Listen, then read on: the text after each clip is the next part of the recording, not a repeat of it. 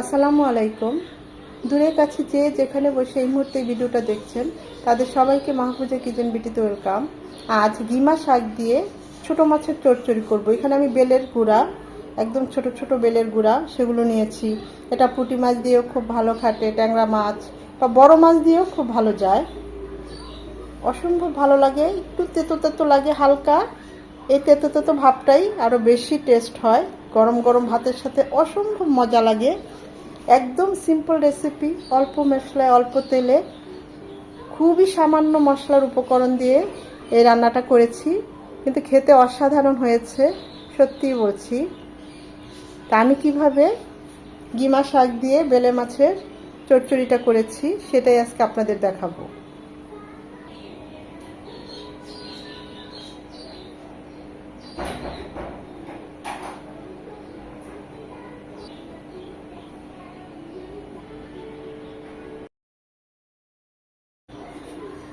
ছোট বেলে মাছ বা বেলের গুঁড়াও বলতে পারেন, একদম ছোট ছোট।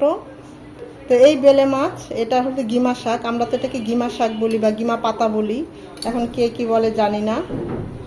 একটু তিতা তিতা হয় আর কি। ছোট ছোট মাছ, ছোট পুঁটি বা এরকম বড় মাছও হয় গিমা শাক দিয়ে একদম চচ্চড়ি করলে ভালোই লাগে। তা আমি তো আজকে এই ছোট বেলে মাছ দিয়ে গিমা শাকের চচ্চড়িটা করব। বছরে একবার দুবার এরকম খাই, ঘাগরা দিয়ে বা এরকম গিমা শাক দিয়ে। আমার আব্বুর পছন্দ, খুব একটা পছন্দ না, তা এখন ভালোই লাগে খেতে।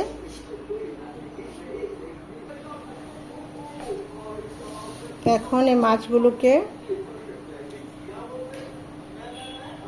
সামান্য হলুদ গুঁড়ো, সামান্য মরিচ গুঁড়ো আর স্বাদ মতো লবণ, এক পিস লেবুর রস,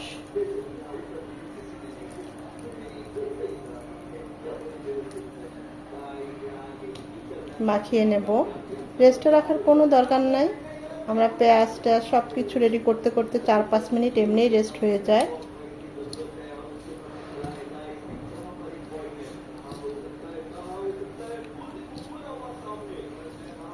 একদম ছোট না মাছগুলো, খারাপ না, চাইলে আপনারা হালকা ভেজেও নিতে পারেন।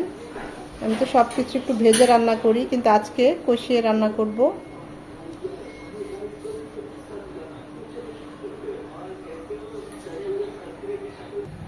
মাছগুলো হালকা করে ভেজেই নেই, দিয়ে দিচ্ছি সয়াবিন তেল,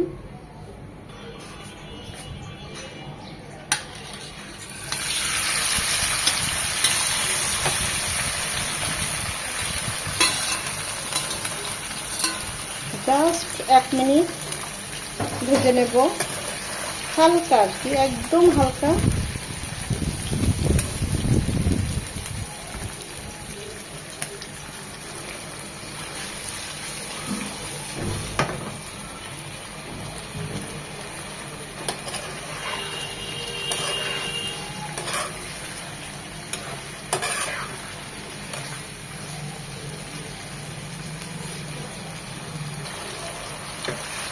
হয়ে গিয়েছে, এখন মাছগুলো উঠিয়ে নেব।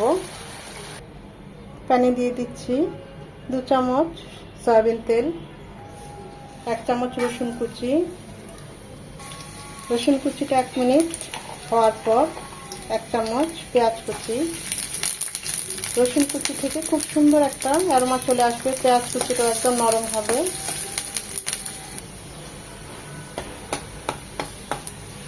এই পর্যায়ে দিয়ে দিব 1 চামচ আদা রসুনের পেস্ট। এখানে 1/2 চামচ আদা, 1/2 চামচ রসুন। এটাকে 1 মিনিট ভেজে নেব যেন আদার ঝাঁঝালো গন্ধটা চলে যায়। আদা রসুনটাকে 1 মিনিট ভেজে নেওয়ার পর দিয়ে দিব 1/2 চামচের একটু বেশি মরিচ গুঁড়ো। আমি কাঁচা মরিচ দেবো তাই মরিচ গুঁড়োটা কম দিলাম। আর 1/2 চামচ ভাজা জিরে গুঁড়ো। আমার মাছ অল্প, শাক অল্প, আমি ওই অনুযায়ী মশলা সব কিছু দিলাম। মাছের পরিমাণ বেশি হলে বা শাকের পরিমাণ বেশি হলে আপনারা বাড়িয়ে কমিয়ে দিতে পারেন। যেহেতু গিমা শাক দিয়ে রান্না করবো, আমি হলুদ গুঁড়োটা দিলাম না, এতে শাকের কালারটা নষ্ট হয়ে যায়। আমি মাছের মধ্যে ম্যারিনেশনের সময় হলুদ গুঁড়ো দিয়েছি।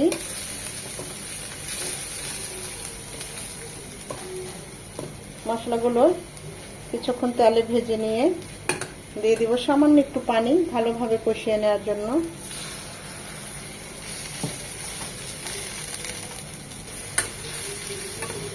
মশলাগুলো খুব ভালোভাবে কষিয়ে নিতে হবে।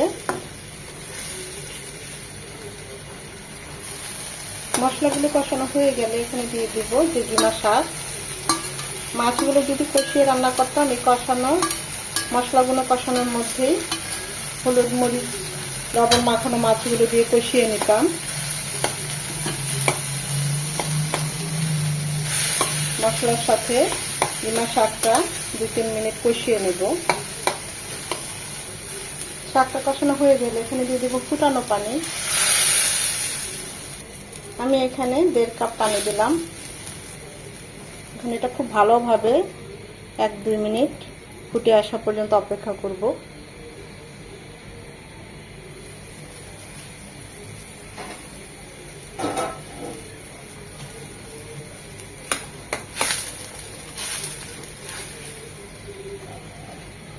এই পর্যায়ে আমরা যে মাছগুলো হালকা করে বেলে মাছগুলো ভেজে রেখেছি সেটা দিয়ে দিচ্ছি।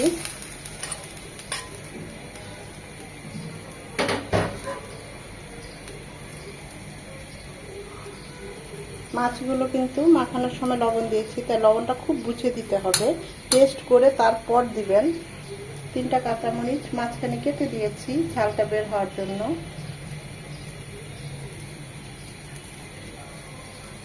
চার থেকে 5 মিনিট কুক হবে। যে ছোট বেলে মাছ এমনি সফট, আবার শাকটাও একদম সফট, অল্প সবকিছু কষিয়ে নেওয়া হয়ে গেছে, তাই বেশিক্ষণ সময় লাগবে না।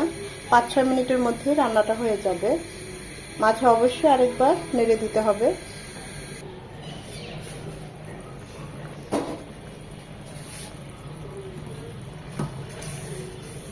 টেস্ট করেছি, সব ঠিক আছে।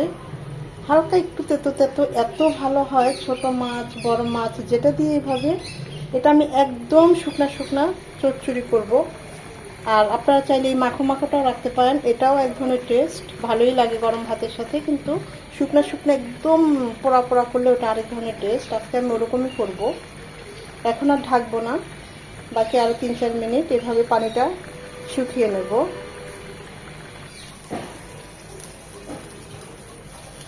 খেয়াল রাখতে হবে আবার নিচে যেন লেগে না যায়।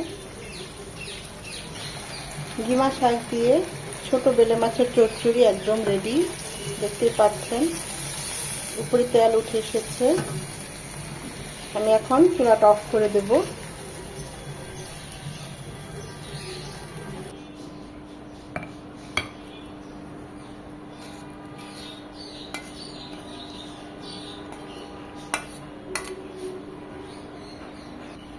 এটা আমার নানুর রেসিপি, আম্মাও করতেন, তা আমিও এভাবে করি।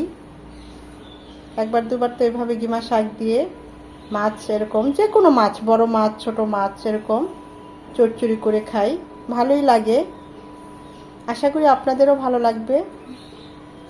যারা একটু তেতো তেতো পছন্দ করেন বা এরকম শাক দিয়ে মাছ পোড়া পোড়া পছন্দ করেন, তারা এইভাবে একবার হলেও ট্রাই করতে পারেন। আশা করি ভিডিওটা ভালো লেগেছে। আর যদি ভালো লেগে থাকে এভাবে রান্না করে খেয়ে কমেন্ট করে আমাকে জানাবেন কেমন হয়েছে।